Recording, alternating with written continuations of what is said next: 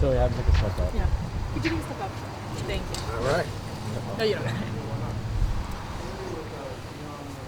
What was the most enticing thing about the Oregon job when you decided to come here? The opportunity I thought to win a national championship, to learn under, Dan Lanning and Tosh Lupoy, two guys I've admired for a long time. We talk about a growth mindset here, and it was just something I was looking for to grow in my career. What was your previous relationship with Dan? How did you guys know each other just through the camp circuit? Where did that come from? Yeah, I met him at a clinic in 2020. Just met him at a clinic and kind of stayed in touch a little bit. Obviously with COVID that year, did a couple of Zooms. We just talked football on. Was able to pick his brain on some things, and just we had some mutual friends, and just went from there. Robbie Disher gave you a couple of stories on him along the way too. Yeah, Robbie Disher. Robbie was one of the guys. Definitely, I had an opportunity to work with. Obviously, he and Dan, I think, were college teammates. He said a lot of great things about him, and he helped me out getting here.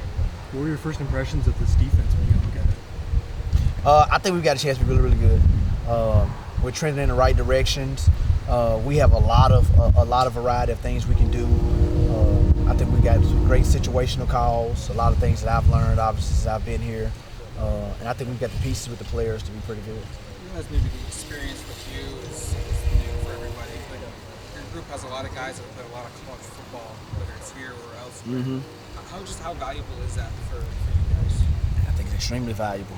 We got a lot of guys who've seen a lot of things, here and other places.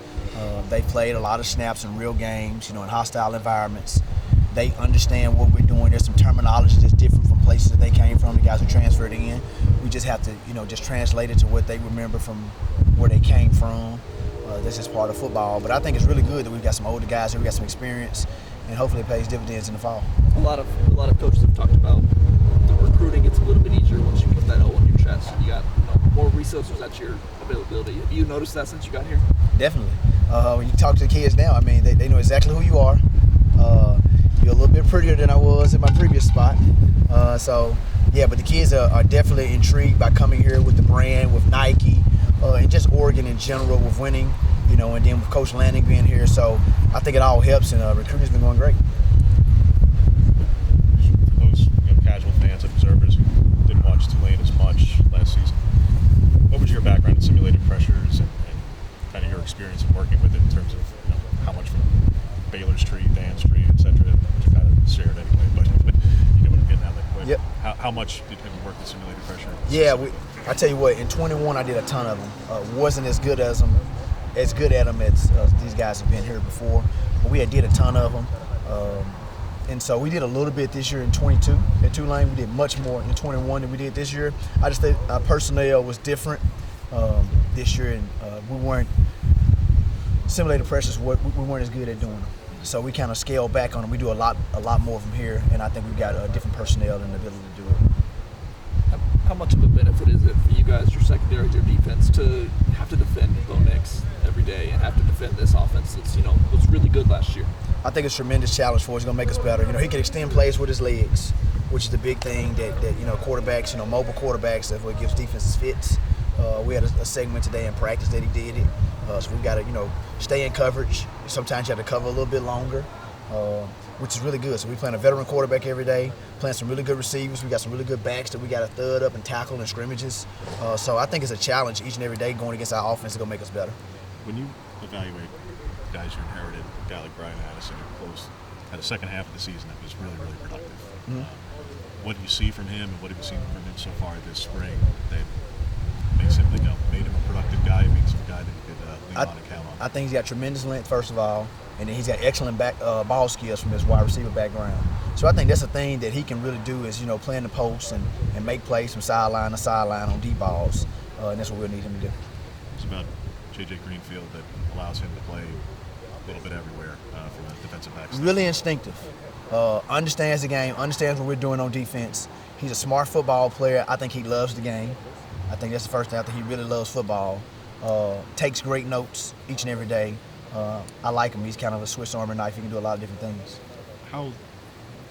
What do you want the freshmen to get out of this first spring with Cody and Tyler, to obviously the experience, the reps, the meeting room, et etc. What have you seen from them? What do you hope they get out of and have gotten out of so far? Yeah, I think the big thing is the experience and the reps. That's really is what you said. It's the biggest thing for them to get, just the reps, the experience, understanding the system. I think when you do it again in the summer and in fall camp, it'll be the second and third time doing it, so it'll be a little bit cleaner for them. I think the speed of the game, football is football, but once you get to college, the game's a little bit faster. The guys are a little bit bigger and stronger. The one thing I've seen from both of them is that they're fearless. Tyler made some really nice studs out there today. Cody joined us a little bit later, but he's catching on really, really quick. They're both smart kids. I think they love football as well. So I'm fired up about both of them. What are the traits you're just looking for your safeties to show on the field, whether the current guys here or when you're out on the recruiting trail? What are those things you're looking to see translate on?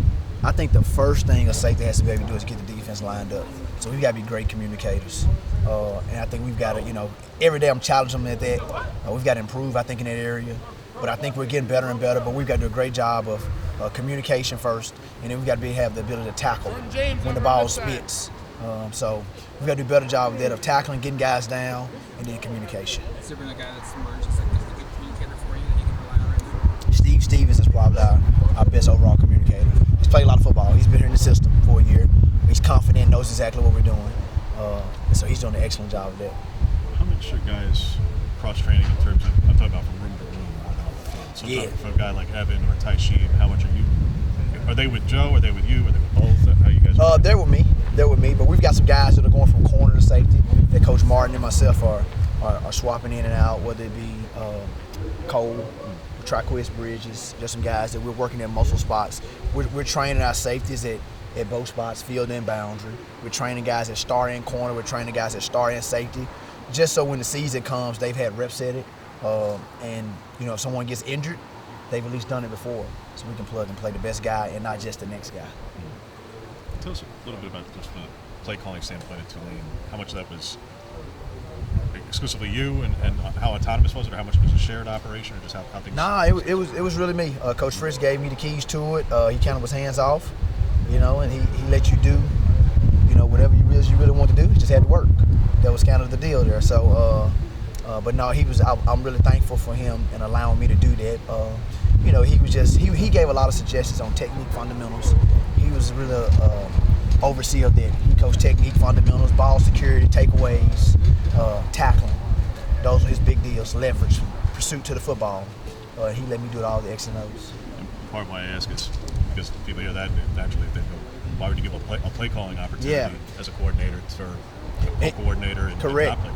Correct, and a lot of people have asked me that, and I think really and truly, honestly, when I was talking to these guys, they said something to me about a growth mindset, and at first I was kind of, I was thinking the same thing, and then they said that, and I was like, you're right, like that's why I want to do this, is to grow.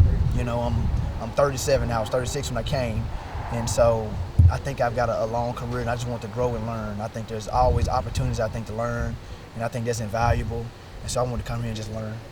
Talking about technique, so many times you see a DB, you just turn and look for the ball. You get an interception rather than an interference or a guy catching it. So how do you teach that? This fine line between looking and... Yeah, correct, it is. There's a certain time and a certain place on the field that you need to lean and locate and look for the ball. There's also a certain time you need to, play through the man, depending if he has space to make the catch or not, and if he can shield you off. So there's just some technique drills that you have to do to work on their timing. A lot of it's innate ability. Can the guys do it?